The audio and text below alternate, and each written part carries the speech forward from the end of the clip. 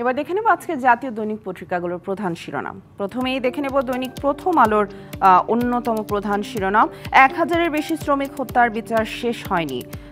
Rana plaza ট্র্যাজেডির এক যুগ। Rana plaza ধসে করা হত্যা মামলায় এক যুগে 594 সাক্ষীর মধ্যে 93 জনের সাক্ষ্য গ্রহণ শেষ হয়েছে। কবে বিচার কাজ শেষ হবে সে ব্যাপারে সুনির্দিষ্ট তথ্য নেই। সমকাল, ধানের সরকারি দামে কৃষকের শঙ্কার মেঘ কাটছে না। এবারও ধান চালের ভালো দাম পাওয়া অনেক কৃষকের মনে শঙ্কার মেঘ কাটছে না। কৃষি উপকরণের খরচ বেড়ে যাওয়ায় ধানের দাম বাড়ার পরও কৃষক রয়েছেন লোকসানের শঙ্কায়। এরপর আছে যুগান্তর, গভীর রাতে ভাঙল শিক্ষার্থীরা অনশন, কুয়েট উপাচার্যকে সরানো হচ্ছে। অবশেষে সরানো হচ্ছে কুয়েটের উপাচার্য এবং উপ উপাচার্যকে, এবং এরপরই শিক্ষার্থীরা গতকাল রাতে অনশন ভেঙেছেন। সে বিষয়ে করা হচ্ছে প্রতিবেদনটি। কালবেলা জুডিশিয়াল সার্ভিস কমিশন পাচ্ছে নিয়োগের ক্ষমতা।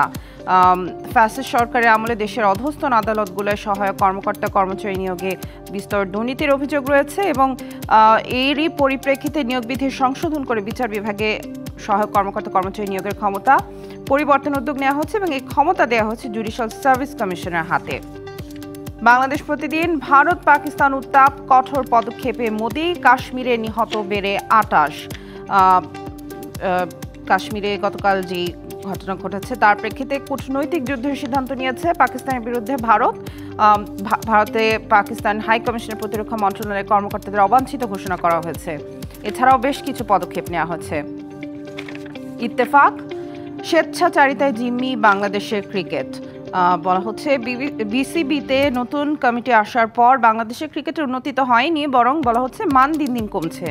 গত কয়েকদিনের অনুসন্ধানে ক্রিকেট বোর্ডের নানা অনিয়মের তথ্য উঠে এসেছে এবং তার ভিত্তিতেই এই অনুসন্ধানী প্রতিবেদনটি করেছে দৈনিক ইত্তেফাক। কালের কণ্ঠ, ঝুঁকিতে এয়ারলাইন্সের বিনিয়োগ, টিকে থাকতে পারছে না বেসরকারি এয়ারলাইন্স, একের পর এক দেউলিয়ার খাতায় নাম লেখাচ্ছে এবং এখানে কিছু তথ্য দেওয়া রয়েছে। 28 বছরে বন্ধ হয়েছে 13 এয়ারলাইন্স, উচ্চ মাশুল, বিনিয়োগ বান্ধব নীতির অভাব বলা হচ্ছে এবং ভারী হচ্ছে সারচার্জের বোঝা, সে সাথে জেট ফুয়েলের উচ্চ মূল্যের কারণেও লোকসানের মুখোমুখি হচ্ছে। বণিক বার্তা, গণ অভ্যুত্থানের আকাঙ্ক্ষা পূরণ হবে কি, বলা হচ্ছে বাজেট, আসন্ন বাজেট নিয়ে যে প্রত্যাশা সে বিষয়ে। এরপর আছে the Daily Star, poverty may worsen, World Bank, political tensions over polls likely to affect economic recovery. বিশ্ব ব্যাংকের যে পূর্বাভাস দেওয়া হচ্ছে বাংলাদেশের অর্থনৈতিক প্রবৃদ্ধি নিয়ে, এবং বলা হচ্ছে যে রাজনৈতিক নির্বাচনকে সামনে রেখে রাজনৈতিক উত্তাপের কারণে অর্থনৈতিক যে পুনরুদ্ধার কার্যক্রম সেটি ব্যাহত হতে পারে। দ্য বিজনেস স্ট্যান্ডার্ডও বিশ্ব ব্যাংকের যে পূর্বাভাস সেটি নিয়ে করেছে তাদের এই প্রতিবেদনটি, এবং এখানে বলা হচ্ছে যে আরও 30 লাখ মানুষ দারিদ্র্যসীমার নিচে যেতে পারেন। Bangladesh's GDP growth to slump to 36-year low, 30 lakh more set to sink into poverty. The Daily Observer, edible oil price goes up in country while it falls in international market.